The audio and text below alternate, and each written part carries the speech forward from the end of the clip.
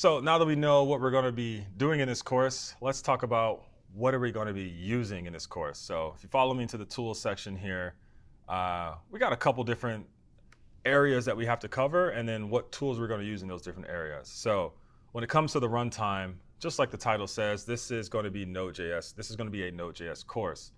Node.js is a runtime. It's not a language. JavaScript is a language. Node.js is an environment that allows you to run JavaScript. And that's exactly what we're going to do. It's basically an environment outside the browser that we can use in the operating system. And it behaves very similar to the environment that's in the browser, just different globals and things like that. And the reason I chose this one is because, one, it's the one I'm most comfortable with. Two, if you've ever done any front-end development work with any modern stack, you already use Node, believe it or not. You already know how to use it. You ever did an import? You ever did a require? You ever worked with a build system before? All of that is Node.js, so you're already using it. So we're just piggybacking on that. And then three, it just has a really cool ecosystem that has pretty much any package you can think of that's out there, which helps us develop faster. And when it comes to frameworks, Node.js is the environment, just like the browser might be in the environment, but we would probably want to use a framework to build a server, just like you would probably use a framework in the browser like React. So we're going to use the most chosen champion framework for Node.js when it comes to building APIs, and that's going to be Express.js. Express was with Node from the beginning. It almost feels like they came together, and everyone's been using it ever since. It has the biggest community when it comes to API frameworks with Node.js, and pretty much everything is a derivative or inspired by Express at this point. So we're going to be using Express for those reasons, and also, again, it's the thing I'm most comfortable with. I used Express in the previous versions of this course, and to this day, I keep learning new things. So I'm happy to share those with you.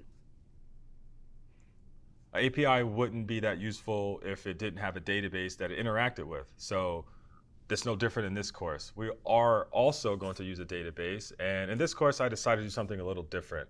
I decided to use Postgres, which traditionally for the other versions of the course, I use Mongo. But for the last year or so, I've actually been using tons of SQL and Postgres, mostly due to a lot of innovation in that space when it comes to like serverless technology. So my hands have just been so dirty with Postgres, and I've kind of just fell in love with it. So we'll be using Postgres for that, simply because I feel really comfortable with it right now, and kind of wanted to mix it up from the traditional Mongo stuff that I've taught in the past. But also, it's one of the most popular, if not the most popular database in the world. So having knowledge of working with Postgres, building an API is only going to help you in your career. So, let's do it together. And then lastly, when it comes to hosting, there's just so many different platforms to host an API on.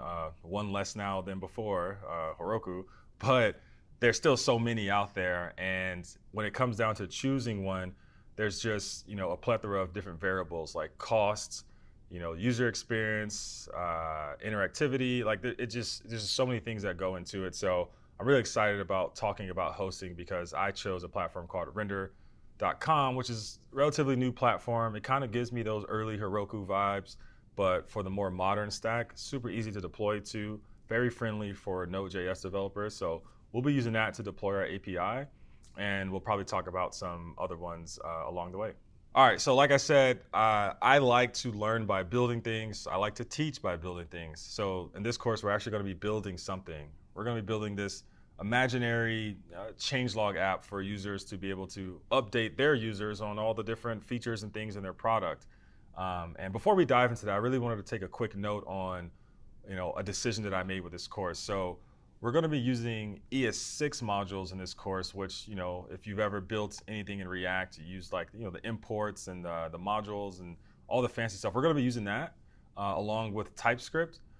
So if you haven't used that, that's totally fine. If you have experience with CommonJS, which is like the require stuff, then you'll fit right in. It's not a big worry, but it's going to start off using require until we add the TypeScript. So I don't want to throw you off when you see me do require at first, because we're actually going to switch over and use ES6. I just didn't want to have to set that up twice.